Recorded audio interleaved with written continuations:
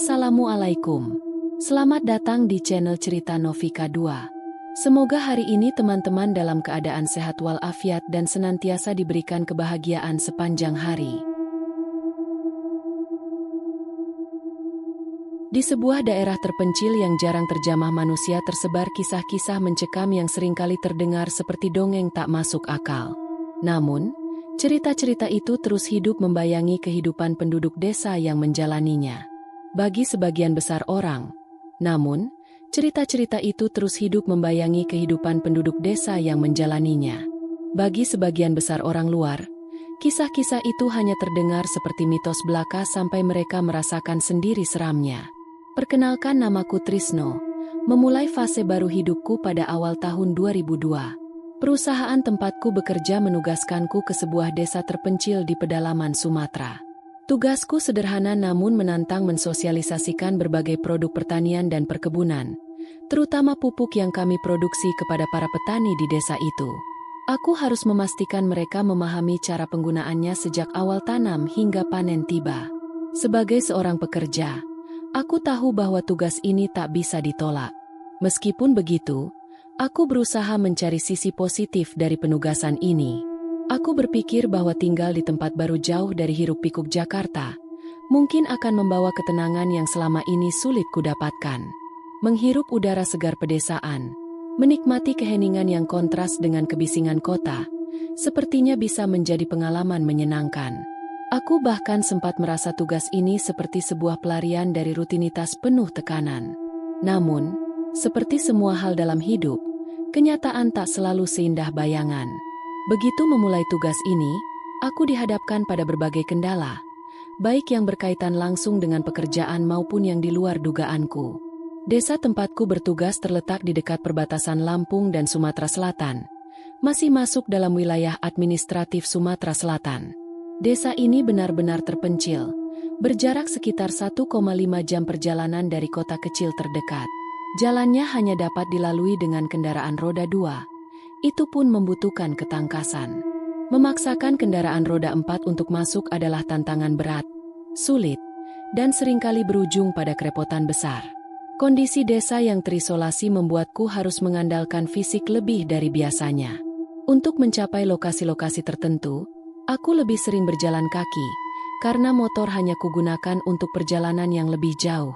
Lingkungan di sini tidak memberi banyak pilihan, dan aku harus cepat beradaptasi dengan semua keterbatasan ini. Selama tinggal di desa, aku menumpang di rumah salah satu penduduk. Pak Haji Suranto, tuan rumahku, adalah salah satu pemuka desa yang sangat dihormati. Ia dikenal bijaksana dan memiliki pandangan luas, meskipun hidup di daerah terpencil. Pak Haji memiliki seorang anak laki-laki bernama Iwan, seorang pemuda berusia 23 tahun yang ramah dan suka membantu. Awalnya semuanya terasa normal, namun seiring berjalannya waktu, aku mulai merasakan sesuatu yang berbeda. Desa ini, dengan segala keindahannya, ternyata menyimpan sisi gelap yang tak pernah kusangka sebelumnya. Aku menjalani fase hidup yang tak hanya baru, tetapi juga penuh keanehan yang mengoyak nalar. Pengalaman-pengalaman yang kualami di sini terasa seperti mimpi buruk yang sulit dipercaya. Desa ini memang seperti itu dari dulu, Mas, kata Iwan suatu malam ketika kami sedang berbincang santai di beranda rumah. Wajahnya tenang, namun ucapannya membawa hawa dingin yang tak bisa dijelaskan. Selain hasil tani dan kebun yang melimpah, desa ini juga terkenal dengan keangkerannya, apalagi telaga yang ada di belakang sana. Kata-kata itu diucapkan dengan begitu santai, seolah ia sedang menceritakan sesuatu yang biasa saja. Aku yang mendengarnya hanya bisa mengatakan, sedang menceritakan sesuatu yang biasa saja. Aku yang mendengarnya hanya bisa terpaku. Kok kalian seperti tidak takut sama sekali, Iwan? Apa kalian sudah terbiasa dengan semua itu? Tanyaku mencoba menepis rasa tidak nyaman yang perlahan merayap di pikiranku. Tidak juga, Mas. Kami masih takut, jawabnya sambil tersenyum kecil, nyaris tanpa beban. Tapi kami lebih memilih untuk menghindar daripada melawan hal-hal seperti itu. Pada suatu malam, suasana desa begitu sunyi. Aku dan Iwan seperti biasa duduk di beranda rumah. Di hadapan kami ada 2 cangkir kopi yang uapnya perlahan memudar, ditemani kepulan asap rokok yang mengisi udara malam dengan aroma khasnya. Malam di desa ini selalu terasa berbeda, lebih sunyi, lebih dekat dengan alam, tapi juga membawa semacam rasa asing yang sulit dijelaskan. Aku, yang baru 3 bulan tinggal di desa ini, mencoba memecah keheningan dengan mengajukan sebuah pertanyaan yang sejak siang tadi mengusik pikiranku. Pagi itu, saat aku sedang memberikan sosialisasi pupuk kepada para petani, aku tak sengaja mendengar percakapan yang cukup aneh. Warga membicarakan sesuatu yang terdengar ganjil, sesuatu yang sulit dipercaya. "Wan, tadi waktu di kebun, Pak Ridwan cerita kalau istrinya melihat sesosok perempuan melayang di atas telaga. Katanya saat istrinya lagi melintas di pinggir telaga itu." Kataku akhirnya, mencoba memancing Iwan untuk bercerita lebih banyak. Iwan menatapku sejenak lalu tertawa kecil. Namun ada sesuatu dalam tawanya yang membuatku merasakan sedikit keganjilan. "Oh, itu sudah biasa, Mas. Di desa ini, cerita tentang telaga memang banyak. Tidak semuanya masuk akal, tapi memang sudah dari dulu begitu," katanya. Dari percakapan itu, aku akhirnya mengetahui bahwa di desa ini memang ada sebuah telaga. Telaga yang menurut Iwan sudah ada sejak kakeknya masih kecil. Letaknya sedikit di pinggir desa, dikelilingi oleh pepohonan rimbun dan semak belukar. Meski tak terlalu besar, luasnya mungkin hanya seukuran lapangan sepak bola. Namun, ada satu hal yang menarik sekaligus membuatku bertanya-tanya. Telaga itu tidak hanya menjadi jalur penting bagi warga yang hendak bepergian ke desa atau kota lain, tetapi juga menjadi sumber berbagai kisah yang menyeramkan. Ketika malam tiba, hampir tidak ada penduduk yang berani membeli telaga. Hampir tidak ada penduduk yang berani melintasi jalan setapak di pinggirnya. Sebagian besar lebih memilih mengambil jalur memutar, meski jaraknya jauh lebih panjang dan memakan waktu lebih lama. Saat aku pertama kali melewati telaga itu, kesan yang ku dapat justru sebaliknya. Tempat itu tampak indah dan menenangkan. Meski airnya tidak terlalu jernih, permukaannya memantulkan bayangan pepohonan di sekelilingnya, menciptakan suasana yang damai. Di pinggirannya tanaman liar dan rerumputan tumbuh dengan subur, menambah kesan alami. Pada salah satu sudutnya ada dermaga kecil yang terbuat dari deretan kayu sederhana, menjorok ke tengah telaga. Entah apa fungsi aslinya, tapi beberapa kali aku duduk di sana sendirian, menikmati ketenangan sore hari setelah lelah berjalan kaki dari kebun. Namun, suasana tenang itu rupanya menyimpan misteri yang gelap. "Mas, jangan sering-sering sendirian di telaga itu," ucap Iwan padaku suatu sore dengan nada serius. Aku yang merasa heran, hanya menjawab santai. "Kenapa memangnya, Wan? Tempatnya bagus loh, tenang, indah dan bikin rileks." "Pokoknya jangan, Mas, takut nanti ada apa-apa," katanya dengan suara pelan. Jawabannya menggantung, tapi dari ekspresi wajahnya aku tahu arah pembicaraan ini. Iwan tampak enggan membahas lebih jauh, tapi aku mulai sadar ada sesuatu yang tak biasa tentang telaga itu. Telaga ini, sebagaimana diceritakan Iwan, sudah lama dianggap angker oleh penduduk desa. Mereka percaya banyak peristiwa aneh dan seram yang terjadi di sana, bahkan tak jarang di siang bolong. Penampakan yang sering diceritakan meliputi hantu perempuan yang melayang di atas air, anak-anak kecil berlarian di pinggiran telaga, hingga suara-suara aneh yang muncul tanpa wujud. Sebagai orang baru, aku awalnya hanya menganggap cerita-cerita itu sebagai bagian dari mitos lokal. Bagiku, desa ini adalah tempat yang eksotis dan menenangkan, berbeda jauh dari hiruk-pikuk Jakarta. Namun, keyakinanku mulai goyah seiring waktu. Perlahan, aku mulai merasakan sendiri keanehan-keanehan yang awalnya hanya terdengar seperti dongeng, dari hal-hal kecil yang janggal, hingga pengalaman yang membuat bulu kuduku berdiri dan hampir membuatku kehilangan akal. Suatu sore, dalam perjalanan pulang dari salah satu perkebunan, aku berjalan kaki menyusuri jalan setapak di pinggir telaga. Matahari sudah condong ke barat, menciptakan semburat jingga di langit yang mulai redup. Meski jam baru menunjukkan pukul 5 sore, bayang-bayang panjang pepohonan dan kabut tipis yang menggantung di permukaan air membuat suasana terasa lebih gelap dari seharusnya. Langkahku pelan, Lebih karena kelelahan setelah seharian penuh berkegiatan. Rasa lelah sudah menjalar di setiap sendi. Tapi aku memaksakan diri untuk terus berjalan. Jalan setapak ini kecil, hanya cukup untuk kendaraan roda 2 atau pejalan kaki. Saat itu, seperti biasanya, suasana sangat sepi. Hening yang merayap hanya dipecahkan oleh suara serangga-serangga hutan yang mulai keluar dari persembunyian. Aku menatap telaga di sebelah kanan. Tempat permukaan airnya tampak begitu tenang, nyaris tanpa gelombang. Sesekali angin sepau-sepau membuat riak kecil di permukaannya, seolah telaga itu bernapas perlahan. Aku menikmati keindahan ini sambil berharap perjalanan segera usai. Ingin cepat sampai rumah untuk mengistirahatkan tubuh yang letih. Namun, di tengah lamunanku, sesuatu yang tak terduga terjadi. Sayup-sayup, telingaku menangkap suara seseorang memanggil namaku. Suara itu terdengar samar, lembut, seperti bisikan yang terbawa angin. Aku spontan menghentikan langkah, menoleh ke kiri dan kanan, mencoba mencari asal suara. Pandanganku menjelajah ke setiap sudut, menyapu pepohonan di sekitar dan permukaan telaga yang mulai gelap. Tapi sejauh mataku memandang, tak ada seorang pun di sana. Sepi, hanya suara serangga yang terus berbunyi. Melodi monoton yang mengiringi suasana. Rasa penasaran mulai menguasai pikiranku. Namun, karena tak menemukan apa-apa, aku memutuskan untuk melanjutkan perjalanan. Dan, baru beberapa langkah aku berjalan, suara itu terdengar lagi. Kali ini lebih jelas, lebih nyata. Suara perempuan memanggil namaku dari arah telaga. Aku kembali berhenti, jantungku berdegup lebih cepat. Tapi aku masih berusaha berpikir logis. Siapa yang memanggil? Gumamku dalam hati mencoba menenangkan pikiran. Aku yakin pendengaranku tidak salah. Ada seseorang di sana. Tapi siapa? Penasaran. Aku memutuskan untuk mendekati telaga, menuju dermaga kecil yang biasa ku datangi. Langit semakin gelap.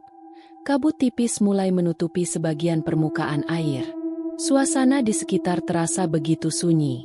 Sambil berdiri di ujung dermaga kayu, aku mencoba memeriksa seluruh sudut telaga. Pandanganku menyapu permukaan air yang diam, tenang seperti cermin. Udara di sekitarku terasa dingin, menusuk hingga ke tulang. Lama aku berdiri di sana, mengamati, mencari tahu siapa atau apa yang tadi memanggil namaku. Hingga akhirnya, mataku menangkap sesuatu yang aneh. Di tengah telaga, permukaan air yang tadinya tenang mulai bergelombang. Riaknya kecil, tapi cukup untuk menarik perhatianku. Seperti ada sesuatu di sana. Sesuatu yang sedang bergerak, memecah keheningan air. Gelombang itu perlahan semakin besar, semakin jelas. Aku menatapnya tanpa berkedip, mencoba memahami apa yang sebenarnya sedang terjadi. Terasa penasaran mengalahkan rasa takutku. Apa itu? Ikankah? Ular atau hewan lainnya? Pikirku dalam hati. Gelombang itu bergerak mendekat, semakin dekat ke arahku. Dari kejauhan, gerakannya terlihat pelan, nyaris tenang. Seperti sesuatu yang sengaja menyembunyikan dirinya. Dalam hati, aku berharap itu hanya hewan biasa. Sesuatu yang bisa dijelaskan secara logis. Namun, semakin gelap suasana, semakin sulit bagiku untuk melihat dengan jelas. Gelombang itu terus mendekat, perlahan tapi pasti. Hingga akhirnya, hanya beberapa meter dari tempatku berdiri, pergerakannya berhenti. Riak-riak kecil perlahan menghilang, menyisakan air yang kembali tenang, seolah-olah tidak ada apapun di sana. Aku berdiri mematung, terpaku di tempat. Pandanganku tertuju ke titik terakhir di mana gelombang itu terlihat. Jantungku berdegup lebih cepat, tubuhku terasa tegang. Dalam keheningan yang mencekam, aku mencoba memfokuskan pandangan, berharap bisa melihat lebih jelas. Tapi hingga saat itu, aku masih belum bisa memastikan apa yang sebenarnya ada di depanku. Tiba-tiba, waktu seolah berhenti. Jantungku terasa seperti terhenti berdetak dan napasku tertahan di tenggorokan. Mataku terpaku pada sesuatu yang kini terlihat jelas di permukaan telaga. Rasanya tubuhku membeku, tak mampu digerakkan meski hanya untuk sekadar mundur selangkah. Hanya pandanganku yang terus terpaku pada objek menyeramkan itu. Di sana, mengambang di permukaan air yang tenang, sebuah kepala manusia dengan rambut hitam panjang tergerai ke belakang. Ia hanya kepala, tanpa tubuh, tanpa anggota lainnya. Wajahnya pucat. Warnanya hampir menyatu dengan cahaya redup sore yang mulai berubah menjadi malam. Wajah itu tidak menampakkan emosi apapun. Datar, tapi terasa seperti sedang menatap langsung ke arahku. Matanya kosong, tak bercahaya. Aku terpaku. Tubuhku tak mampu bergerak selama beberapa detik. Gelombang kecil yang sebelumnya mendekat kini berhenti sepenuhnya. Dan kepala itu tetap diam, seolah-olah mengamatiku. Rasa takut perlahan menjalar, dari ujung kaki hingga ubun-ubun, membuat seluruh tubuhku merinding. Aku menyadari dengan jelas bahwa apapun itu, ini bukan sesuatu yang bisa dijelaskan oleh logika. Setelah beberapa belas detik terjebak dalam ketakutan, akhirnya aku berhasil menguasai diri. Kakiku perlahan mundur, langkah demi langkah, mencoba menjauh dari dermaga tanpa membuat suara. Namun, rasa panik segera mengambil alih. Aku berbalik, lalu berlari sekuat tenaga, meninggalkan telaga, dan kegelapan yang mengejarku dari belakang. Beberapa bulan kemudian, pada suatu malam di bulan November 2002, aku mendapati diriku duduk di pos ronda desa bersama Iwan dan Pak Husni. Kami duduk santai sambil berbincang, ditemani suasana malam yang sunyi. Percakapan ringan mengalir. Sesekali diselingi gelak tawa Pak Husni yang khas. Aku sendiri lebih banyak menjadi pendengar, menimpali seperlunya, sementara kedua penduduk desa ini terus bercanda dengan akrab. Pos ronda tempat kami berada berbentuk rumah panggung kecil, dengan ukuran yang tak lebih dari 4x4 meter. Dengan luas seperti itu, maksimal hanya bisa menampung 6 hingga 7 orang saja. Malam itu, hanya kami bertiga yang bertugas. Biasanya ada 5 hingga 6 orang yang bergantian berjaga, tetapi malam itu, entah kenapa, hanya kami bertiga yang hadir. Pos ini terletak di pinggiran desa, tepat di perbatasan dengan hutan dan perkebunan. Pepohonan bambu yang tumbuh rapat mengelilingi pos, menciptakan kesan bahwa kami berada di tengah-tengah kegelapan. Sebuah lampu teplok besar menggantung di tengah, menjadi satu-satunya sumber cahaya. Cahayanya temaram, cukup untuk menerangi seisi pos dan sedikit bagian luarnya. Malam itu terasa begitu sunyi, tidak ada angin yang berhembus, membuat daun-daun bambu tetap diam tanpa gerakan. Tidak ada suara selain nyanyian serangga hutan yang kadang terdengar jauh di kejauhan. Udara yang tak bergerak menciptakan suasana hening yang hampir mencekam. Jadi bagaimana, Mas? Betah tidak tinggal di kampung kami? Pak Husni tiba-tiba bertanya, memecah keheningan. Aku tersenyum tipis, lalu menjawab singkat, "Saya betah, Pak, tinggal di sini." "Sudah berapa lama di sini ya?" 6 bulan. "Apa sudah setahun?" Pak Husni melanjutkan pertanyaan, sambil mengangkat cangkir kopinya. "Baru 7 bulan, Pak," jawabku. "Tapi saya suka suasananya. Masih sangat asri, jauh berbeda dengan di kota besar. Rasanya lebih tenang di sini." "Ya beginilah desa terpencil, Mas," ujar Iwan sambil tertawa kecil. "Jauh dari mana-mana, tapi lebih damai." Aku hanya mengangguk-angguk, membenarkan perkataan mereka. Waktu terasa berjalan cepat. Tak terasa sudah 7 bulan lebih aku tinggal di desa ini.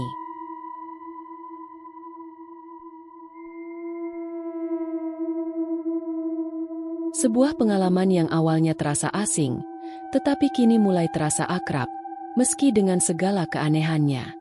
Malam itu adalah malamku untuk berjaga, bergantian dengan warga lain. Ini bukan pengalaman pertamaku menjalani siskamling di desa ini. Sebelumnya, aku sudah beberapa kali terlibat dalam tugas ronda malam, tetapi biasanya lebih ramai. Kali ini, hanya aku, Iwan, dan Pak Husni yang berjaga. Alasan kenapa yang lain tidak hadir malam itu tidak terlalu jelas. Tapi tidak apa, karena tugas siskamling di desa ini sebenarnya tidaklah berat. Jauh dari kesan melelahkan atau berisiko. Hanya dengan membawa kentongan dan penerangan sederhana, seperti obor atau lampu senter, kami berkeliling memeriksa kondisi sekitar. Warga desa bahkan sering berkata bahwa desa ini sudah bertahun-tahun aman dari kasus pencurian atau tindak kriminal lainnya. Sebuah desa kecil yang hidup dalam kedamaian, tentram seperti terpencil dari dunia luar. Tapi, justru keheningan itu terkadang membawa suasana yang lain, sesuatu yang tidak sepenuhnya bisa diartikan dengan logika.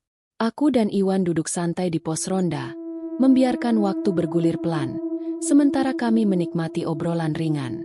Sesekali, kami membahas hal-hal sepele, sambil menghabiskan segelas kopi hangat yang mulai dingin. Di sela obrolan, Iwan menoleh kepadaku. "Mas, setengah jam lagi kita keliling ya?"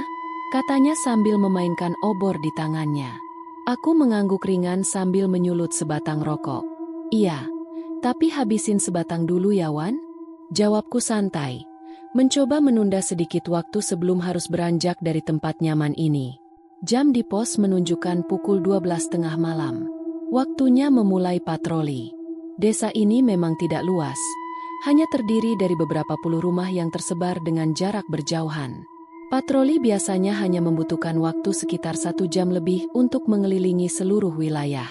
Tidak terburu-buru, sekadar memastikan semuanya aman, dan tidak ada hal mencurigakan yang terjadi. Tepat pukul 12:30 malam, aku dan Iwan mulai berjalan menyusuri jalan desa. Lampu senter di tanganku menyinari langkah kami, sementara Iwan membawa obor yang menyala dengan nyala api kecil yang stabil. Di desa ini, obor lebih sering digunakan sebagai penerangan karena minyak tanahnya terlalu panas.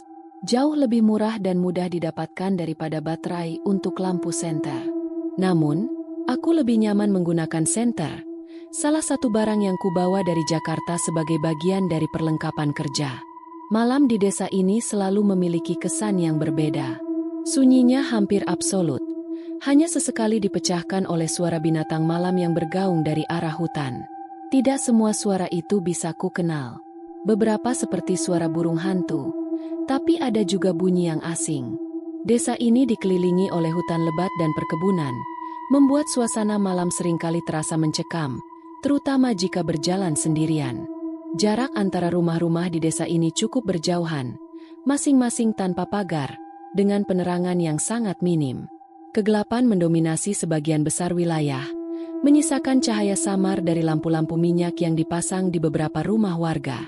Kami berjalan pelan, memastikan setiap sudut diperhatikan dengan seksama.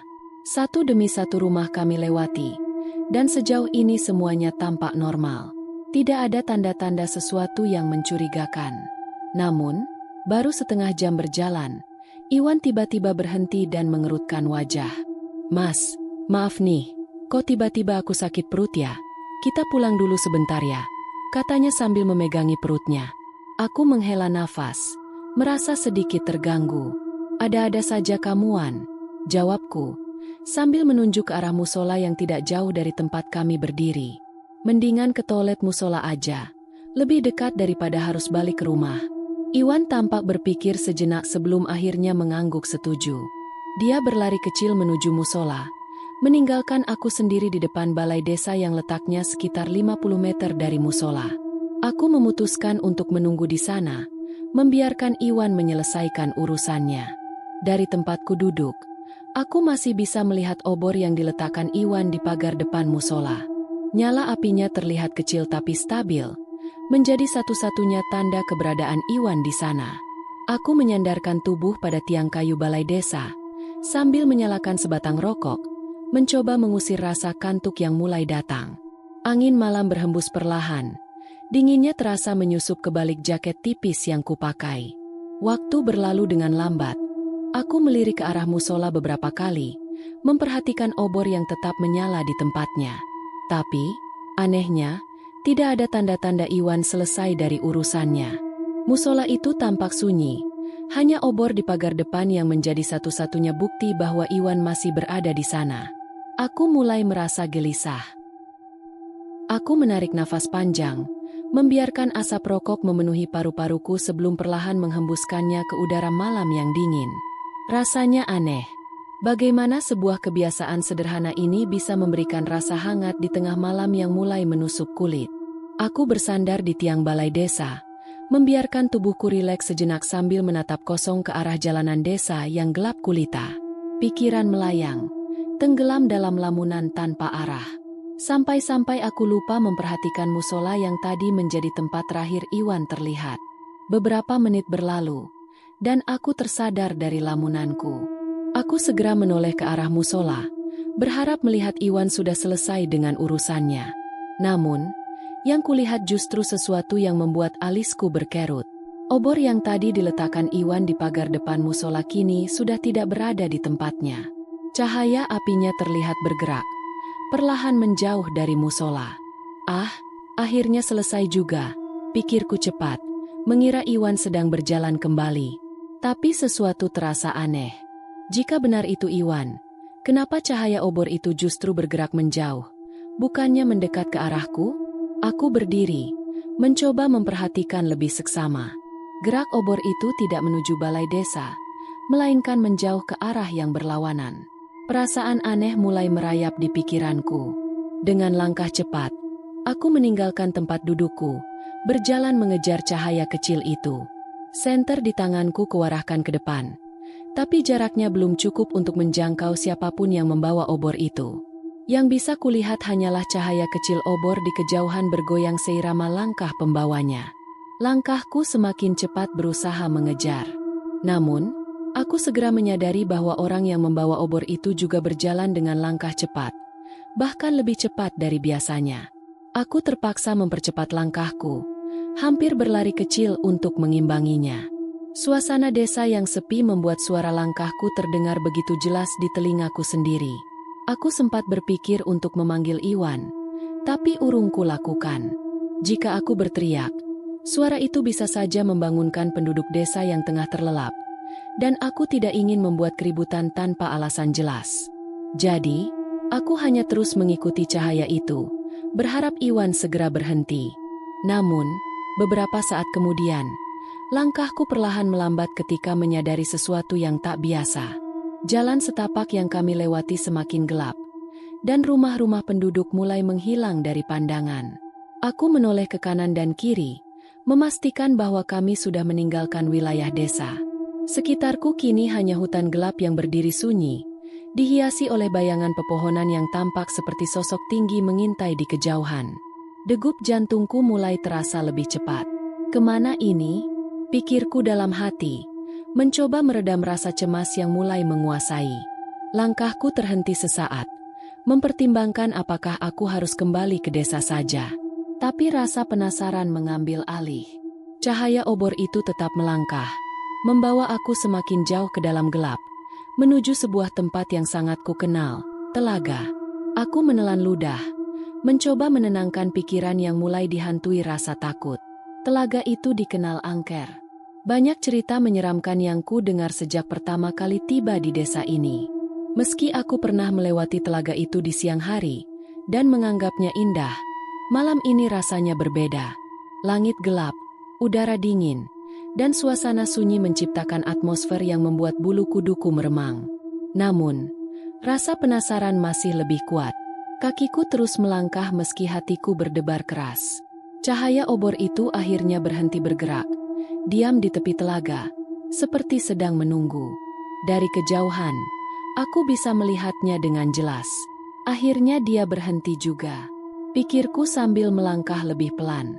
Aku mencoba mendekat, memperhatikan dengan seksama. Dalam jarak yang semakin dekat, cahayanya terlihat semakin terang. Senterku mulai mampu menjangkau bayangan obor dan sosok yang membawanya. Langkahku melambat, napasku semakin berat, dan jantungku berdetak lebih kencang. Aku terus berjalan, berusaha melihat lebih jelas apa yang sebenarnya terjadi. Ketika jarakku dengan sosok itu semakin dekat, hanya tinggal beberapa meter saja, langkahku tiba-tiba terhenti. Ada sesuatu yang terasa salah, sangat salah.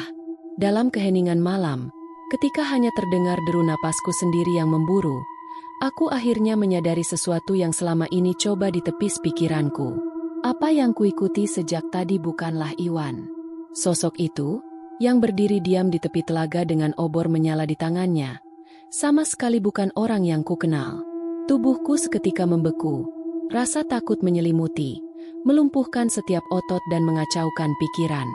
Di depanku, sosok itu berdiri membelakangi, menghadap ke tengah telaga yang gelap dan sunyi. Rambut panjang tergerainya menjuntai sampai ke pinggang.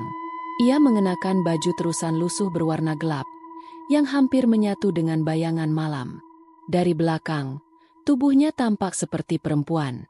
Namun, sesuatu tentang keberadaannya terasa salah. Ada aura mencekam yang tak bisa kujelaskan. Dalam ketegangan yang memuncak, sosok itu perlahan mulai membalikkan tubuhnya. Gerakannya sangat lambat, seperti memberi waktu bagi ketakutanku untuk berkembang menjadi teror yang sepenuhnya nyata. Tanganku yang memegang senter gemetar hebat, namun aku tetap mengarahkan cahaya ke arahnya. Ketika sosok itu sepenuhnya berbalik dan wajahnya terlihat jelas, nyaliku benar-benar runtuh. Wajah itu pucat, hampir putih di bawah cahaya bulan. Tidak ada ekspresi di sana, hanya tatapan kosong yang menghujam ke arahku. Matanya gelap, seolah menjadi lubang tanpa dasar yang menghisap keberanian siapa saja yang menatapnya. Tangannya tetap memegang obor yang menyala dengan api kecil yang berkedip-kedip. Dia hanya berdiri di sana, diam, memperhatikan dengan intensitas yang membuat bulu kudukku berdiri. Aku mencoba mundur perlahan, menjauh dari sosok itu.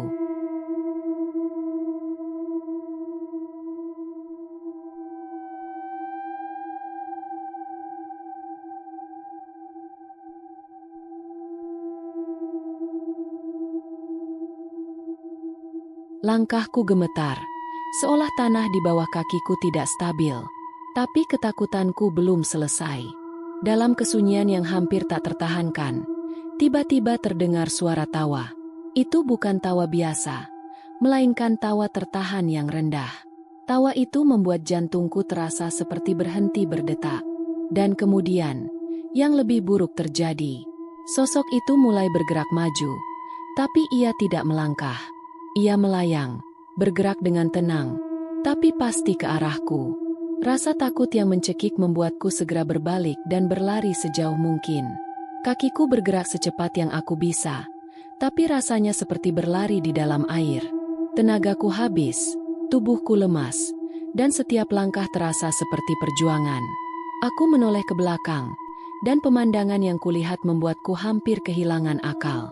Sosok itu terus mendekat, masih melayang dengan gerakan yang lambat tapi tak terhentikan. Tawa tertahan itu kini terdengar lebih jelas bergema di udara malam yang dingin. Keringat dingin bercucuran di seluruh tubuhku, sementara nafasku semakin tersengal.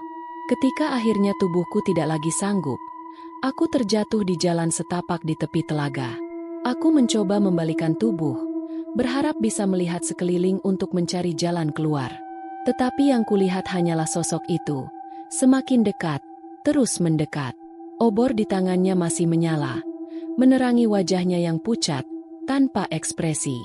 Tawa tertahan itu terus terdengar, semakin menusuk telinga. Di saat itu, tubuhku benar-benar lemas. Aku tidak bisa bergerak, tidak bisa berteriak. Rasa takut yang luar biasa membekukan seluruh indraku, dan kemudian semuanya menjadi gelap. Aku kehilangan kesadaran.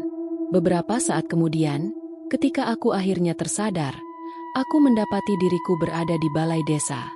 Sekelilingku tampak wajah-wajah yang kukenal, Pak Haji Suranto, Pak Husni, Iwan, dan beberapa warga lainnya. Mereka menatapku dengan wajah penuh kekhawatiran. Aku mencoba bangkit, tapi tubuhku masih terasa lemah, seolah energiku terkuras habis. Alhamdulillah, sudah sadar. Suara Pak Haji terdengar, lembut dan penuh syukur. Ia memberiku segelas air yang langsung kuteguk untuk membasahi tenggorokan yang kering. Dengan suara yang masih gemetar, aku bertanya apa yang sebenarnya terjadi. Menurut Iwan, ketika dia selesai dari toilet musola, dia tidak melihat keberadaanku di depan balai desa. Ia mengira aku mungkin sudah kembali ke pos ronda, tetapi ternyata aku juga tidak ada di sana. Ia bersama Pak Husni kemudian mencariku di rumah, berharap aku mungkin sudah pulang, tetapi tetap saja aku tidak ditemukan. Merasa ada yang tidak beres, mereka memanggil Pak Haji dan beberapa warga lainnya untuk bergabung dalam pencarian. Bersama-sama, mereka menyisir seluruh penjuru desa, hingga akhirnya, Sekitar pukul 3 dini hari, mereka menemukan aku terbaring tak sadarkan diri di tepi telaga. Cerita itu membuat tubuhku merinding lagi. Telaga itu, sosok itu, semua terasa seperti mimpi buruk yang terlalu nyata. Apapun yang kualami malam itu, aku tahu satu hal pasti, ada sesuatu di telaga itu yang tidak bisa dijelaskan dengan akal manusia. Semoga sehat dan sukses selalu untuk kita semua.